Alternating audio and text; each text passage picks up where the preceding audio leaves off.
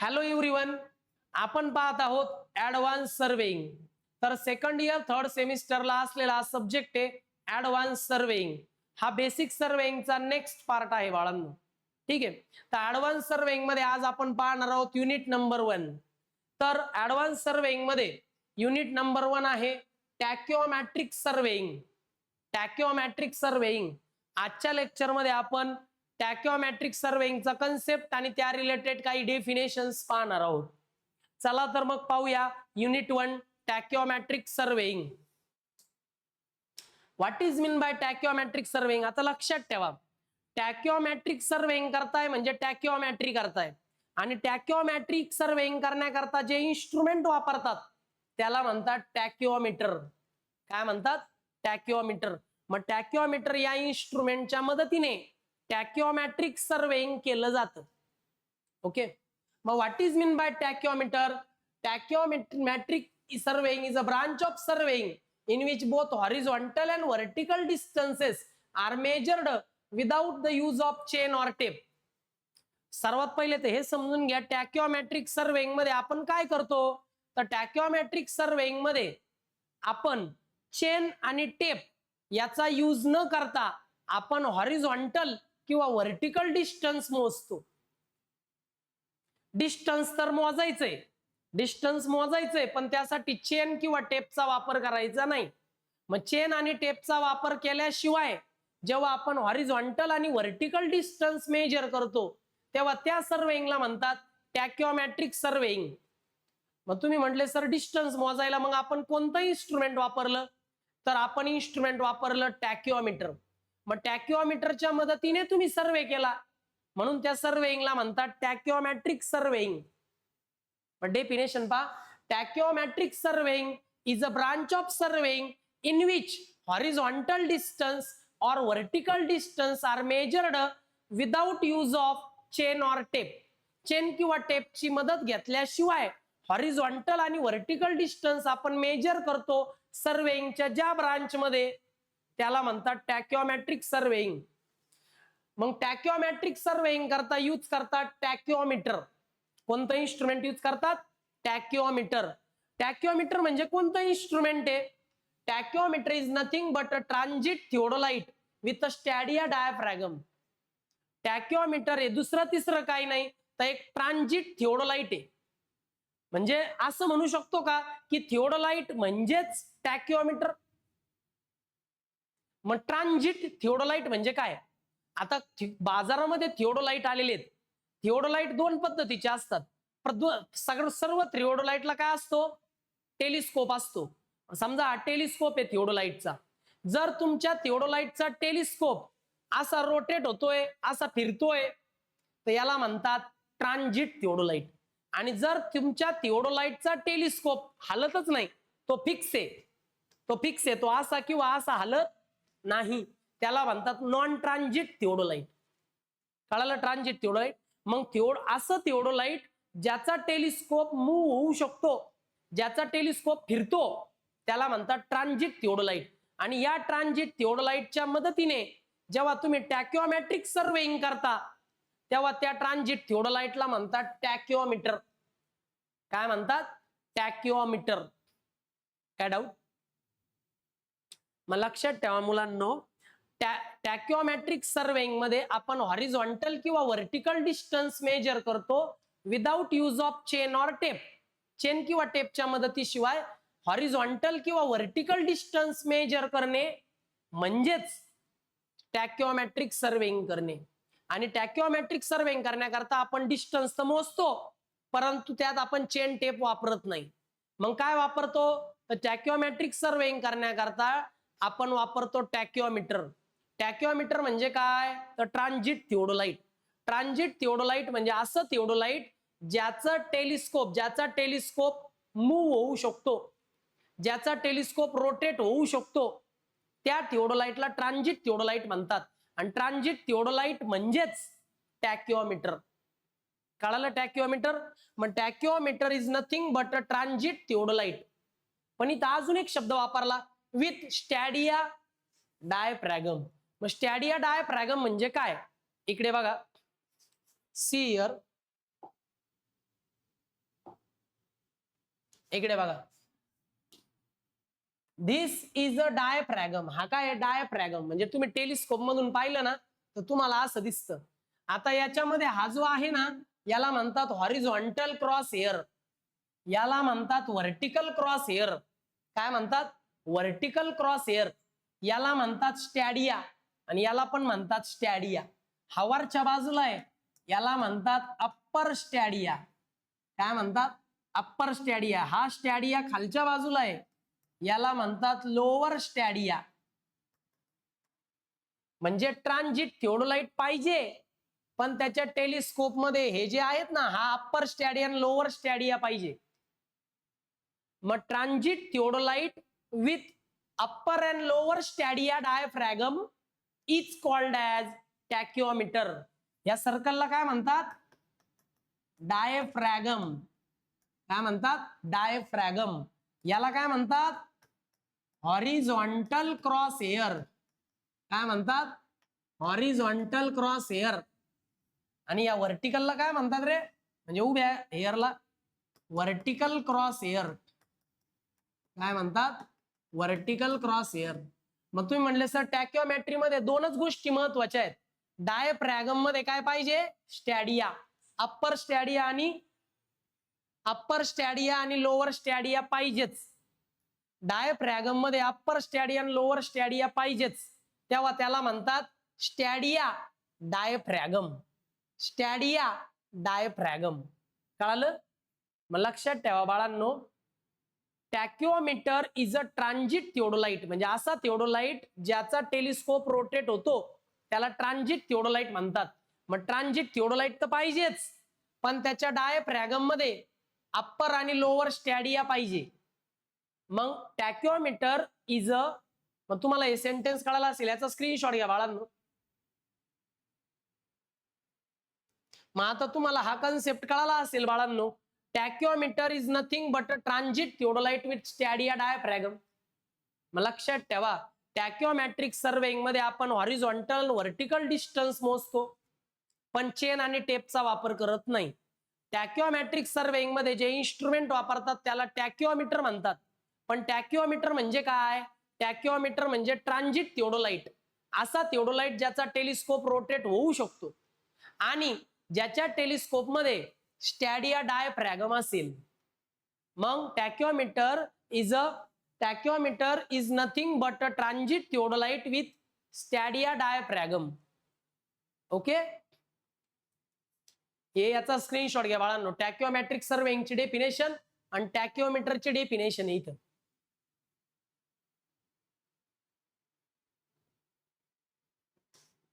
बर, तुम्ही म्हटले सर कसा दिसतो बरं? कसा दिसतो बरं बाळांनो टॅक्योमीटर? तर टॅक्योमीटर आहे बघा असा दिसतो. ऍक्च्युली हा थिओडोलाइटच आहे. हा काय थिओडोलाइट आहे. हे बघा थिओडोलाइट आहे आणि हा टेलिस्कोप आहे. जुन्या काळात तो असा होता, आता ऍडव्हान्स टेक्निक मध्ये तो असा दिसतो. ठीक आहे. हा काय बाळांनो टॅक्योमीटर म्हणून यूज करण्यात आलेला ट्रान्झिट थिओडोलाइट. ट्रान्झिट थिओडोलाइटच आहे पण ज्यात त्याचा यूज टॅक्योमॅट्री करता केला गेला म्हणून त्याला टॅक्योमीटर असंही म्हणतात.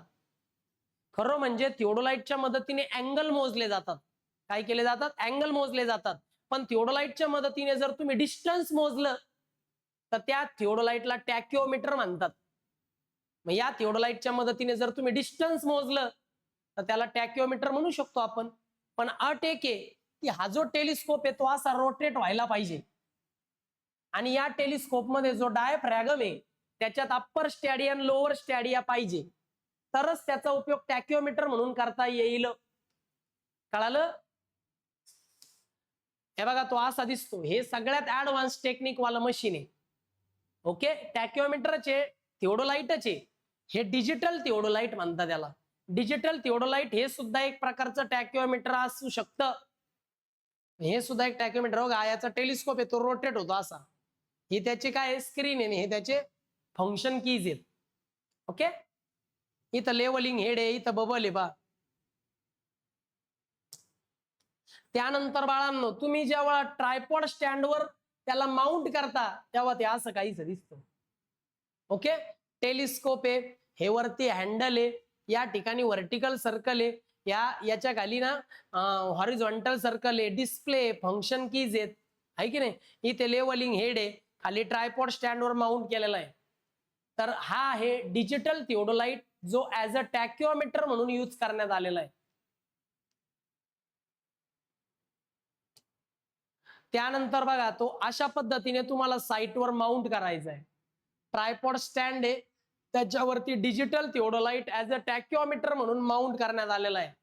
आणि डिजिटल थिओडोलाइट ठेवायला असा बॉक्स पण असतो बाळांनो. ओके, झालं. अशा पद्धतीने माउंट करायचंय आणि मग तुम्हाला डिस्टन्स मोजायचंय.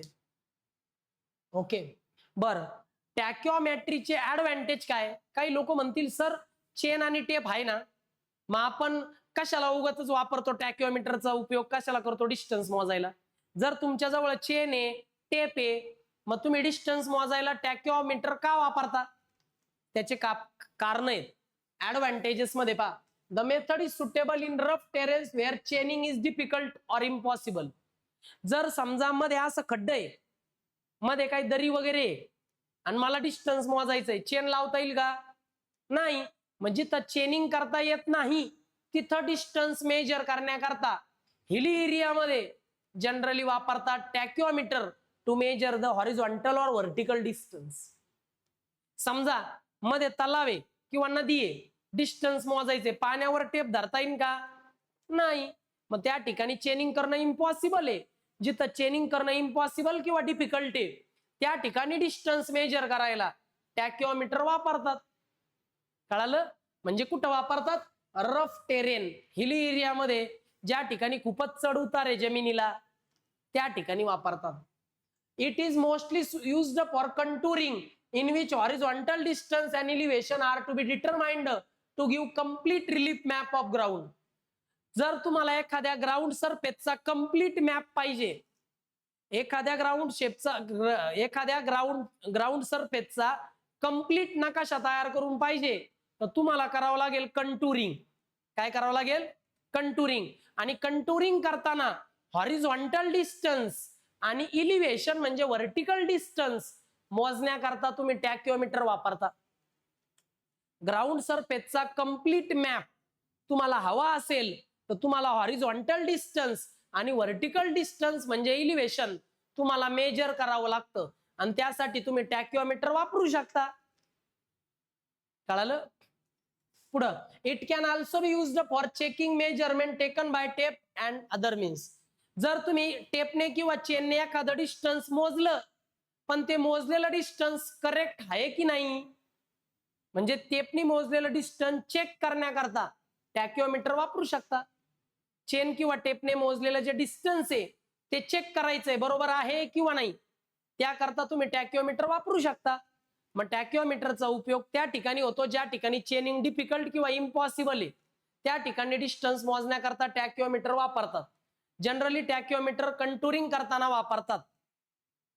त्यानंतर ज्या ठिकाणी बाळांनो तुम्हाला कंप्लीट मॅप हवाय ग्राउंड सरफेसचा, तिथं हॉरिझॉन्टल आणि व्हर्टिकल इलिव्हेशन कॅल्क्युलेट करण्याकरता जनरली टॅक्योमीटर वापरतात.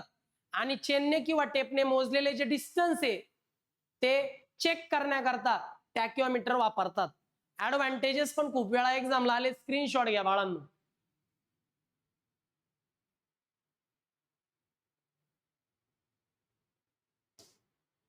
ओके, आता टॅक्योमीटरचं तर एवढे सगळे युजेस आहेत, मग टॅक्योमीटरला काही डिसएडव्हान्टेजेस असतील, लिमिटेशन्स असतील. Here is the limitations of tacheometry. इथे काही मी टॅक्योमेट्रीचे लिमिटेशन्स दिलेले आहेत. काय? Less accurate method, chaining is completely eliminated. याच्यामध्ये तुम्हाला डिस्टन्स मोजायला चेन किंवा टेप लागत नाही, हा फायदा आहे. चेनिंग कम्प्लिटली इलिमिनेट होते, पण यांनी मोजलेलं डिस्टन्स तेवढं ऍक्युरेट नसतं. म्हणजे टॅक्योमीटरनी मोजलेलं डिस्टन्स हे ऍक्युरेट नसतं. It has a less accuracy. याला ऍक्युरेसी खूपच कमी आहे. It is a less accurate method. हे पहिलं लिमिटेशन, पहिला disadvantage. This method is not suitable for precise survey. ज्या ठिकाणी तुम्हाला एकदम ऍक्युरेट सर्वे करायचा आहे, ज्या ठिकाणी सर्वेची ऍक्युरेसी खूप जास्त तुम्हाला हवी आहे, त्या ठिकाणी ही मेथड वापरता येत नाही. कारण ही मेथड तेवढी ऍक्युरेट नाही, या मेथडची ऍक्युरेसी कमी आहे, त्यामुळे ही मेथड प्रिसाइज सर्वे मध्ये वापरता येत नाही. It has been recommended that error in a single horizontal distance should be 1 in 500. Generally हे रिकमेंड केलं जातं की जर समजा तुम्ही टॅक्योमीटरच्या मदतीने 500 मीटरचं डिस्टन्स मोजलं तर 1 मीटरचा एरर येतो म्हणजे येतोच. म्हणजे 500 मीटरच्या माग 1 मीटरचा एरर येतो म्हणजे येतोच. कळालं का? म्हणजे याच्यात एरर कम्प्लिटली इलिमिनेट करता येत नाही. जनरली हे रिकमेंड केलेलं आहे की जर तुम्ही 500 मीटर डिस्टन्स टॅक्योमीटरने मोजलं तर 1 मीटरचा एरर येतोच. Small error in observing stadia rod gives larger error in the calculation of horizontal distance. जर तुम्ही रीडिंग घेताना, स्टॅडिया रीडिंग घेताना जर रीडिंग थोड्या जरी चुकल्या तरी तुमचं डिस्टन्स चुकीचं येतं. डिस्टन्स मध्ये फार जास्त बदल होतो. म्हणजे स्टॅडिया रीडिंग थोड्या जरी चुकल्या, स्टॅडिया रीडिंग मध्ये छोटासा एरर जरी आला तरी हॉरिझॉन्टल डिस्टन्स मध्ये खूप जास्त बदल होतो. कळालं? म्हणजे स्मॉल एरर आला तरी तो लार्ज एरर असतो. 500 मीटर डिस्टन्स मोजलं तर त्यात 1 मीटरचा एरर येतो म्हणजे येतोच. ज्या ठिकाणी तुम्हाला ऍक्युरेट सर्वे करायचा आहे तिथं ही मेथड टॅक्योमेट्रीची वापरता येत नाही. ज्या ठिकाणी चेनिंग करणं इम्पॉसिबल आहे तिथं तुम्ही टॅक्योमीटर वापरायचा फक्त, कारण ही एक लेस ऍक्युरेट मेथड आहे. याचे लिमिटेशन आणि ऍडव्हान्टेजेस आहेत बाळांनो, याचा देखील स्क्रीनशॉट घ्यावा. ओके बाळांनो, प्रिन्सिपल ऑफ टॅक्योमेट्री हा कन्सेप्ट आपण नेक्स्ट लेक्चरला पाहू. Okay, bye students.